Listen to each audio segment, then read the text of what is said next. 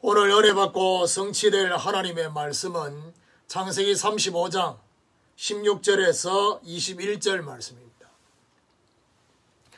창세기 35장 16절에서 21절. 그들이 베델에서 길을 떠나 에브라스에 이르기까지 얼마간 거리를 둔 곳에서 나엘이 해산하게 되어 심히 고생하여 그가 난산할 즈음에 산파가 그에게 이르되 두려워하지 말라. 지금 내가 또 덕남하느니라 하며 그가 죽게 되어 그의 혼이 떠나려 할 때 아들의 이름을 베노니라 불렀으나 그의 아버지는 그를 베냐민이라 불렀더라. 나엘이 죽음에 에브랏 곧 베들레헴 길에 장사되었고 야곱이 나엘의 묘에 비를 세웠더니 지금까지 나엘의 묘비라 일컫더라. 이스라엘이 다시 길을 떠나 에델 망대를 지나 장막을 쳤더라. 아멘. 본론 성취의 여정이라는 제목으로 말씀을 증거하기를 원합니다. 하나님은 야곱을 통해 허락하실 절대 계획을 알려주시고 있습니다. 야곱이 아닌 이스라엘의 인생을 허락하시고 이스라엘의 나라를 허락하시고 가나안으로 세계 살릴 것을 허락하셨습니다. 이것은 야곱에게만 주어진 것이 아니라 저와 여러분을 통해서도 동일하게 이루시고자 하는 하나님의 계획입니다. 자, 오늘 본문은 베델로 올라간 이후에 야곱의 본론 성취의 여정 속에 사랑한 아내 나엘의 죽음과 베냐민의 출생과 함께 본론 성취의 여정을 계속 가는 야곱이 나와 있습니다. 오늘 본론 성취를 위한 언약의 여정을 가게 되는 이런 축복이 있기를 예수 그리스도 이름으로 축원합니다. 그럼 첫 번째로 본론 인생, 서론 인생을 정리하심이라는 제목입니다. 16절을 다시 보면 그들이 베델에서 길을 떠나 에브라스에 이르기까지 얼마간 거리를 둔 곳에서 나엘이 해산하게 되어 심히 고생하여. 본문에는 야곱이 가장 사랑한 여인인 나엘의 죽음이 나옵니다.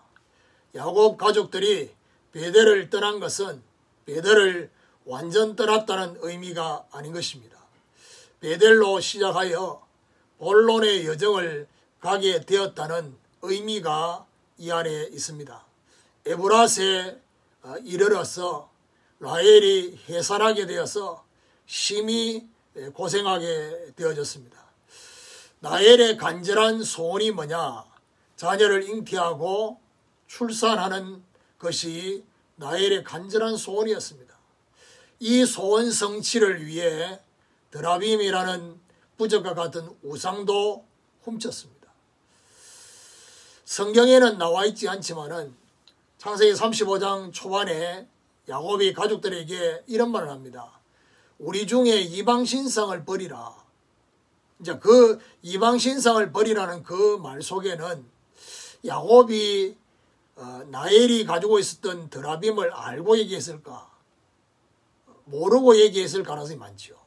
그리고 모르고 얘기했다면 하나님께서 나엘에게 마지막으로 주신 기회일지도 몰라요. 그런데 땅에 모든 걸 묻었다라고 했는데 중요한 거는 나엘이 이때 묻었냐?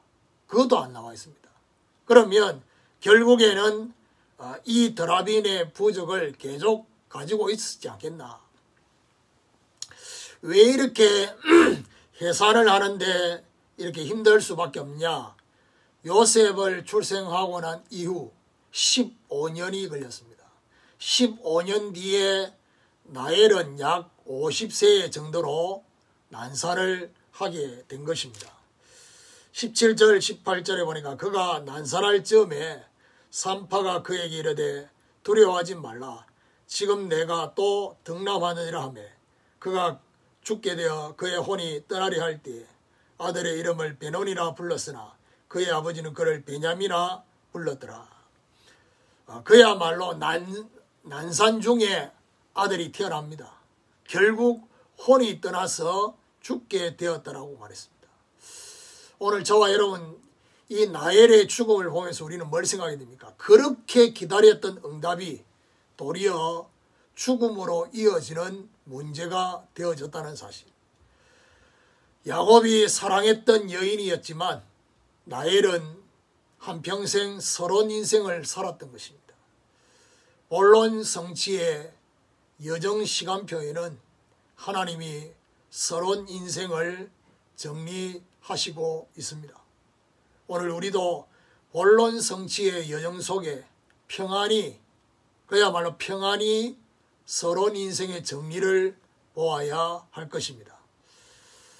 두 번째로 본론 인생을 시작하십니다. 그러니까 평안히 서러운 인생의 정리를 보고 이제는 본론 인생을 시작하시는 것입니다. 18절 하반절에 보니까 아들의 이름을 베논이나 불렀으나 그의 아버지는 그를 베냐민이나 불렀더라. 나엘이 죽어가면서 마지막으로 태어나는 아들 이름을 언급합니다. 나엘이 말한 아들 이름은 고통과 슬픔의 아들이라는 베논이라고 말했습니다. 이 나엘의 고백은 가장 기쁨의 순간이 고통으로 느껴진 고백이었습니다. 나엘이 말한 이름을 그의 아버지 야곱이 그 이름을 바꾸어 부릅니다. 야곱은 그 아들의 이름을 오른손의 아들이라는 의미를 가진 베냐민으로 부릅니다. 그야말로 오른손의 아들은 어떤 의미이냐? 총애와 탁월함의 의미를 가진 오른손, 오른편, 오른손의 아들이라고 한 것입니다. 베냐민의 출생으로 남자 형제만 12숫자 완전수가 완성되는 순간이었습니다. 나엘의 고통이었지만 하나님은 베냐민을 통해서 기쁨으로 보상해 주시는 것에 그야말로 야곱은 베냐민이라고 감사하는 고백을 한 것입니다. 이것은 그 자체도 감사하지만은 자신뿐만 아니라 베냐민과 자녀들이 본론 인생이 되기를 원하는 그런 마음으로 고백한 것입니다. 본론 성취의 여정 시간표에는 바로 하나님이 본론 인생을 시작하게 하신다라는 사실입니다. 다시 말해서 12아들 중에 유일하게 가나안 땅에 돌아와서 낳은 아들 베냐민입니다. 그야말로 뭐죠? 본론 인생의 시작이다. 그렇게 볼 수 있습니다. 오늘 우리도 본론 성취의 여정 속에 기쁨으로 본론 인생의 시작을 보아야 할 것입니다. 세 번째로 이스라엘의 길을 가게 하십니다. 19절 20절에 보니까 나엘이 죽음에 에브랏 곧 베들레헴 길에 장사되었고 야곱이 나엘의 묘에 비를 세웠더니 지금까지 나엘의 묘비라 일컫더라. 야곱은 나엘이 죽음에 베들레헴 길에서 장사하게 되었습니다. 야곱은 그곳에 사랑했던 나엘의 묘비를 세워주었던 것입니다. 결국 언약의 조상들이 있는 무덤인 막벨라 굴에는 나엘이 가지 못하게 됩니다. 묘비를 세워주고 난 이후에 21절의 말이 굉장히 중요합니다. 이스라엘이 다시 길을 떠나 에델 망대를 지나 장막을 쳤더라. 이스라엘이 다시 길을 떠났다. 야곱이 떠난 것이 아니라 이스라엘이 다시 길을 떠났다라고 하는 것이 굉장히 중요합니다.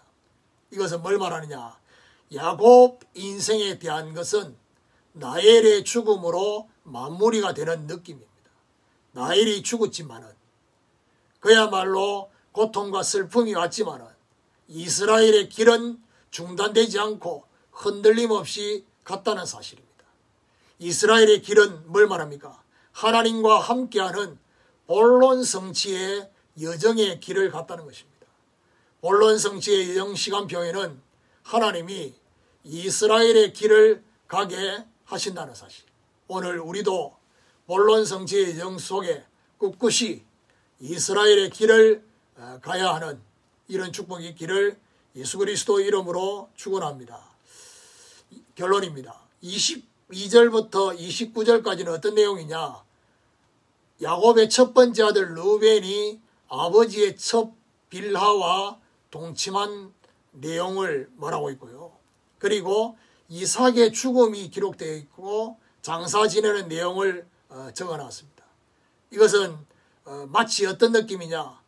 이제는 그 다음에 시간표를 가려는 하나님이 급한 마음으로 간단하게 마무리하는 것을 볼 수 있습니다. 자, 그러면 우리가 생각할 때 그렇게 다음 시간표로 가야 되는데 굳이 이렇게 이런 것들을 적을 필요가 있냐? 굳이 적지 않아도 되는 것을 적은 것은 다 이유가 있습니다. 뭐하고 관계 있냐? 다음의 시간표와 관계 있기 때문에 그렇습니다. 이거는 우리에게 뭘 말하느냐? 우리의 모든 것도 본론 성취의 여정에 필요한 것으로 보아야 됩니다. 하나도 버릴 것이 없습니다. 하나님의 필연과 절대 속에 있기 때문에 그냥 지나가지 말고 다 하나님이 합력하여 선을 이루실 거라는 사실을 기억하시고 오늘부터 이스라엘의 길로 본론 성취의 여정을 걸어가는 이런 축복이 있기를 예수 그리스도 이름으로 축원합니다.